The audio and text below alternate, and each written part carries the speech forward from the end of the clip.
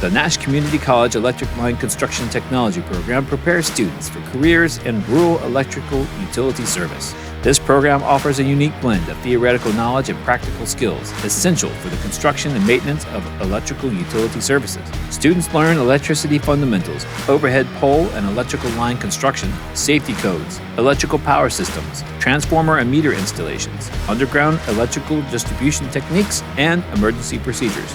In the technical exploration of electrical power systems, students become proficient in both conventional and advanced technologies used in the industry. The program culminates in an associate and applied science degree, equipping graduates with skills they'll need in the electrical utility field. Day and night courses are available. For more information, visit nashcc.edu or call 252-443-4011.